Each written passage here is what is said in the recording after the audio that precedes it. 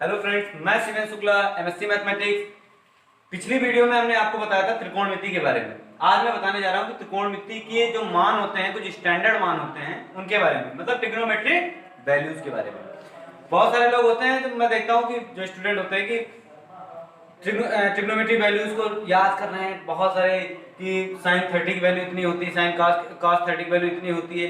तो वो वैल्यू हमें याद क्यों करनी है? जब हम मैथ पढ़ रहे हैं तो हर एक चीज निकाल करके हम देखेंगे कैसे निकालते हैं, ये मैं बताता हूँ। उसके पहले मैं थोड़ा रिमाइंड करवा दूं। उस दिन मैंने रिलेशन बताया था कि साइन थीटा बराबर होता है 1 cosec थीटा, cos थीटा बराबर होता है 1 sec थीटा, tan थीटा बराबर होता है 1 cot थीटा, cosec थीटा बराबर 1 sin थीटा, sec थीटा बराबर 1 cos थीटा, cot थीटा बराबर 1 tan थीटा, tan थीटा बराबर sin theta upon cos theta. अब मैं बात करने जा रहा हूं कि कैसे वैल्यूज निकालेंगे। कुछ स्टैंडर्ड वैल्यू बोली गई, जैसे कि 0, 30 degree, 45 degree, 60 degree and 90 degree.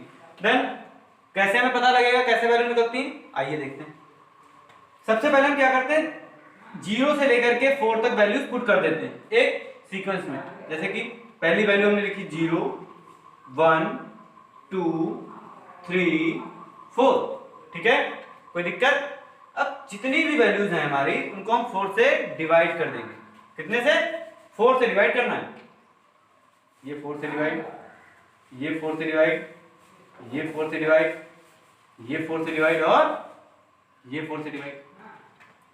तो इनको हम 4 से डिवाइड कर दें तो अब क्या देखो, कुछ कट पिट रहा है, छोड़ो उसको, थोड़ा और भी आगे बढ़ते हैं। फिर इसको क्या करते हैं, इसका हम वर्गमूल ले लेते हैं। ठीक है, स्क्वायर रूट ले लेते हैं। तो स्क्वायर रूट हमने चढ़ा दिया, इस पे हमने स्क्वायर रूट चढ़ा दिया। ठीक है, कोई दिक्कत?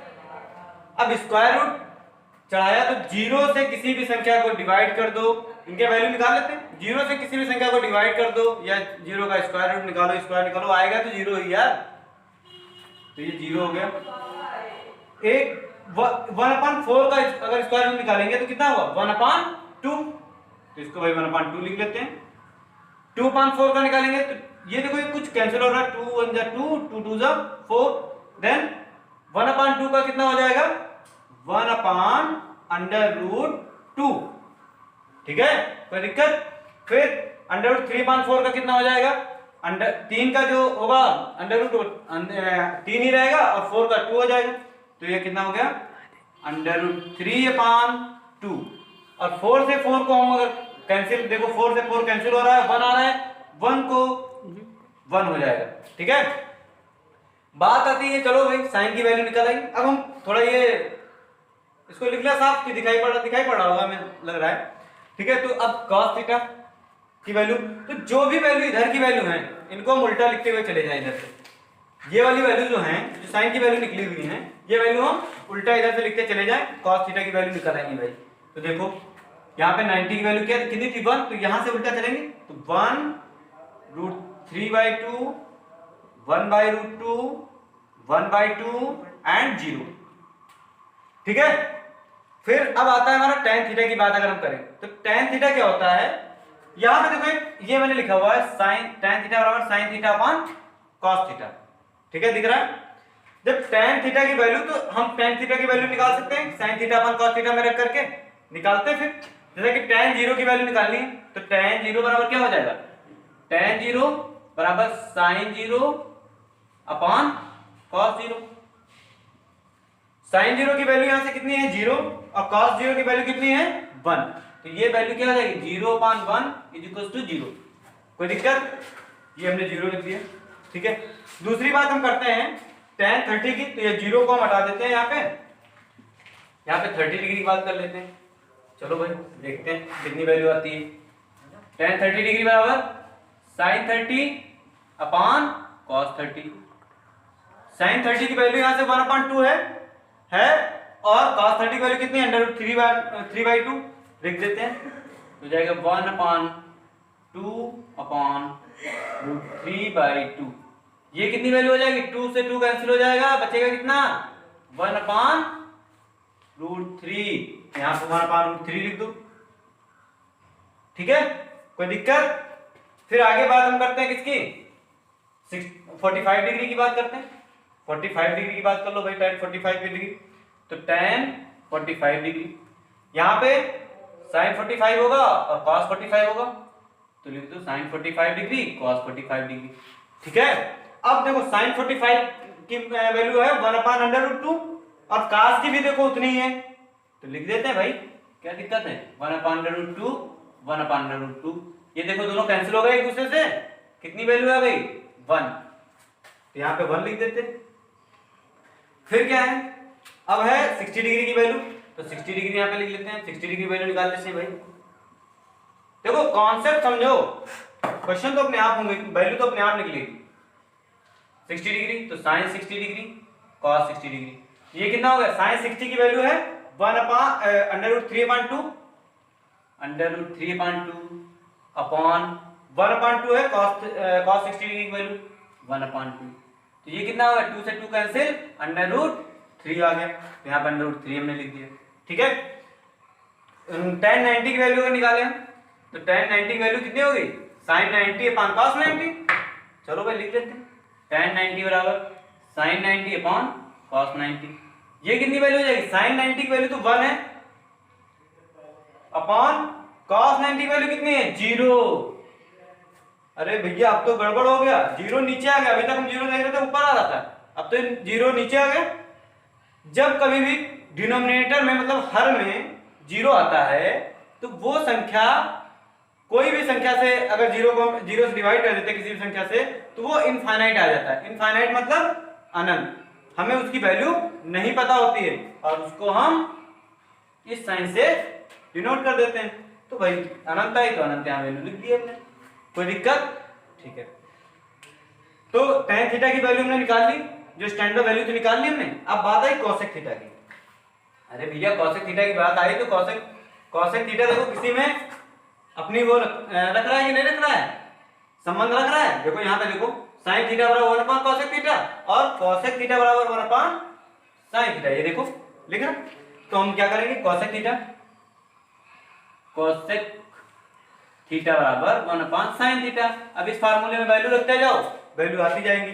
जैसे कि हमने sin cosec 0 की वैल्यू हमें निकालनी सबसे पहले ना, तो cosec 0, ठीक है, तो 1 sin 0। अब sin 0 की वैल्यू 0 है, तो ये कितना हो गया 1/0। ओके, तो फिर से देखो ये इनफाइनाइट बनना है, तो इनफाइनाइट हमने लिख दिया इसको, ये हो गया हमारा इनफाइनाइट। ठीक है, फिर हम बात करेंगे 30 cosec 30 की।